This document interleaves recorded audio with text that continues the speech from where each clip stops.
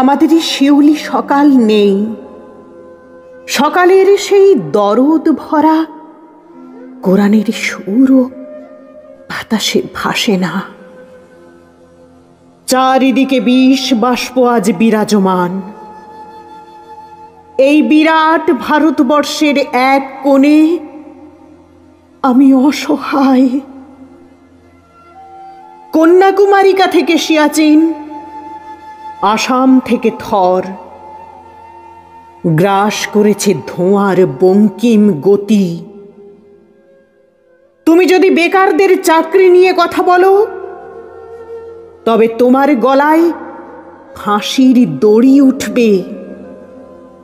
আর যদি ধর্ষণ করো, তোমার গলায় মালা চড়বে, আর মঞ্চে মাথায় উঠবে ময়ূর পালক, অথবা মৃত মেয়ের লাশ টাকায় ঘুচে যাবে।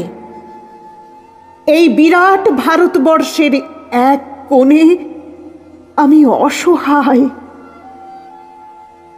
কালো টাকায় দেশ দেখাচ্ছে অন্ধকার, জাল টাকায় দেশ ছারখার।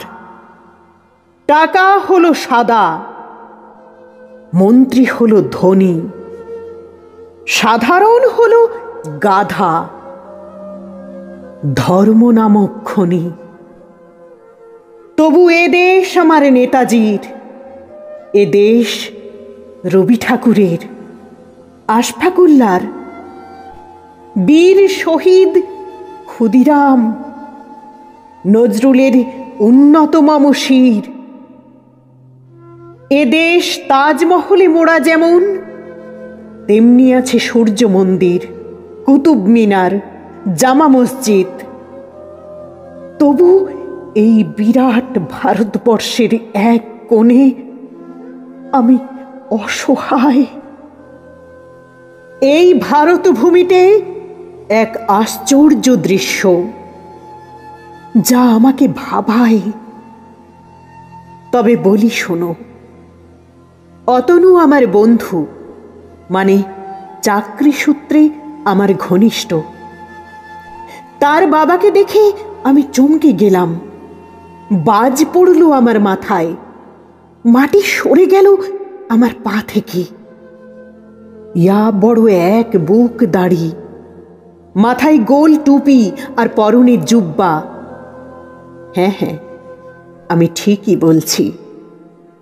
ওর বাবা মুসলমান। নাম তার আসাদুল ইসলাম।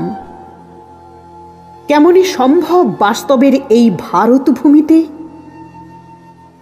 গত 2 বছর হলো বসিরহাটের দাঙ্গায় ওর বাবা স্বর্গত। মা নেই অনেক আগে থেকে। অসহায় বেকার অতনুকে সেদিন মাথা গোঁজার জায়গা দিয়েছিলেন ওই আসাদুল সাহেব। হ্যাঁ, এটাই ভারতবর্ষ। তবু এই বিরাট ভারতবর্ষের এক কোণে আমি অসহায়। চাকরি নেই, মেয়েদের সম্মান নেই, বিচার নেই। নেই রাজ্যের মতো, শুধু নেই আর নেই।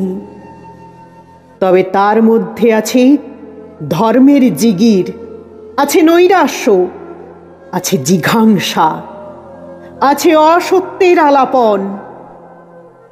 এই বিরাট ভারতবর্ষের বুকে আমি অসহায়, বড্ড অসহায়।